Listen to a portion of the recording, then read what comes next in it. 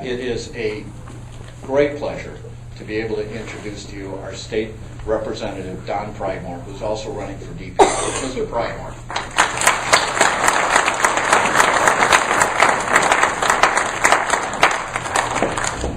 Well, I'm here tonight. Thank you very much. I'm here in a different capacity this time. As you probably know, most of you anyway, that I'm running for state superintendent of public instruction. How many don't know what that is? Well, there's a few. Well, probably one reason why you haven't heard much of it is it's a spring election, low turnout. There's been a liberal control over DPI superintendent for the last 40 plus years.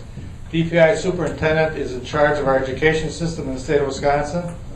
It channels about $6.5 billion from the state to our educational system. It's in charge of the school aid formula. So all the money that is transferred per student goes through DPI. They set the education agenda. They establish mandates down to the local level.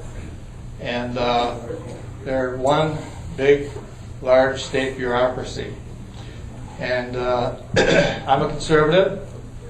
I've always been one, always will be one. And my problem with DPI is because it's been run by the teachers union, it's been a very liberal organization for all these 40 plus years. That goes back to the time when we used to have teachers associations. As soon as we turned it over to the teachers union, our educational system began to suffer. And 40 plus years later, we are turning out students that are not ready for employment. We are turning out students that have not been taught in a traditional American history.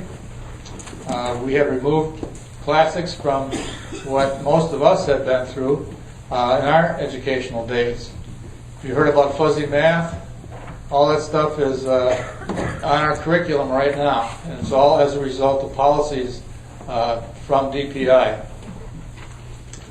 I'm running primarily because there's been a little kink in the armor of the teachers union, and they not only supply money and volunteers for statewide races like DPI superintendent, but also local school boards. Look at your local school boards and judge for yourself whether or not U.S. taxpayers are being represented on that board. Try to run for school board sometime, and you'll find out that liberals want to maintain control. They will get money and financing through what had been their very lavish pension programs. Now, I don't know how many of you are in the audience are teachers. I have a lot of respect and love for teachers. Half my family are teachers, but they realize too that the salary and benefits before Act 10 were much higher than what an equivalent job would be in the private sector. So with Act 10, we were able to ask the teachers to pay back to the state into their pension plan and health care insurance. I thought that was a very modest step in getting that budget under control and getting them to pay into their own benefit package. Now with Act 10, we also allow teachers to work without having to join a union and without having to pay union dues, which typically amounted to about $1,000 a year. All that money paid into the union, roughly around 30 to 40% of teachers are no longer paying those dues. That has put a big crimp in the ability of the teachers union to support liberal candidates and candidates that are very friendly to the union movement in our school systems. And I would argue that any time you give control or monopoly to one side of the aisle or the other, over a long period of time, you're going to have problems. And that's what we see in the education system. That's not quite as apparent. Richfield has a fairly good, solid school system, public school system. But Milwaukee, Racine, Madison, in some cases Green Bay, Beloit, all those areas of the state are suffering with their educational system. Their graduation rates are plummeting. Kids are not ready for employment. They've gone away from our traditional values. So I'm running because I think we need to reestablish what made our country great over the first 180 years of our existence. And we can reverse this trend. We can lower taxes as a result. We can get back control of our education system. We can graduate kids that are ready for employment. We can do things like we used to teach gun safety. We used to have hunter safety. All those types of classes are no longer in existence anymore. Everybody has this fear of guns in today's society. You've seen what's been happening around the country with these horrendous crimes perpetrated by usually people with mental problems, but all the same, they are happening. And school safety, and as far as my policy would go as DPI superintendent, would allow more local control. That's the key, I think, to getting back our school systems. Decisions made locally are the best decisions. Local control will establish a reason for being on the school board. Local control will allow school boards, the teachers, administrators, to offer their own programs. You, as a community, know best what your students ought to receive in terms of curriculum, and wanting, in most cases, your kids to be ready for a job locally.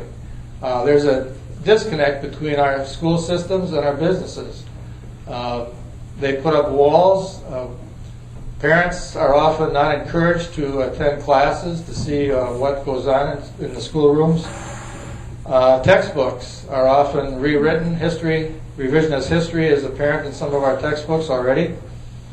One of the issues confronting DPI right now is something called Common Core Standards. It's a nice sounding name, but if you like Obamacare, you love Common Core Standards. It's another one of those programs that's been perpetrated down through the Department of Education, has its origins from the UN. It's an international standard, and if your school system has standards above those of Common Core, that just means that the bar is going to be lowered for those students. And not only that, but more control will be taken away locally. It's really an idea taken to its end will take our educational system and nationalize it. So very, very similar to what's going on with Obamacare. The U.S. government and those in power want to nationalize their education system, which I think would be a disaster, cost a lot more money, and put out an inferior product. Now, Wisconsin usually compares favorably to other states when it comes to education, but we, as the U.S., are ranked 18th in the world in terms of our ability to educate our own kids. Now, how long do you think we're going to be able to maintain our position in the world by producing students ranked 18th in the world? Our standards have gone down. I challenge people here to look at some of the graduation tests that were given to our 8th graders just 50 or 100 years ago. I think we all have trouble passing those tests. We have definitely lowered our standards. The dumbing down of America is very apparent. And it's all happened very slowly over the last 40 to 50 years. It's the old frog in the water trick. You turn up the heat very slowly and eventually the frog is cooked. While we're not cooked yet, I think we have an opportunity to elect a conservative to this position, which we haven't had for the last 50 years. Not only that, but we have a very conservative Supreme Court race come April 2nd. I think that's another opportunity for us to, if you're going to vote for a conservative for Supreme Court Justice, you can vote for a conservative for DPI Superintendent. I've asked my campaign staff to hand out some literature. I don't know if it's gotten everywhere yet, but we certainly have plenty here. If you have any questions, I can address those at this point. Otherwise, I do have another appointment to make tonight, so I'm a bit of a time crunch. So, do we have any questions about our educational system? Anybody at all? No? All right, well, if you think of any, all my contact information is on my lip pieces. I'd be happy to address those when they come up, but the election is only less than 3 weeks away. So I would appreciate your support, and I will continue doing my job as a legislator. The swearing-in ceremony for this job is way out in July. I have many education bills, election law bills, and other bills that you as conservatives I think will very much appreciate, which I could go over now too, but I think for time constraints I'll let that go for this time. And thank you very much for your attention, and good luck tonight. Thank you.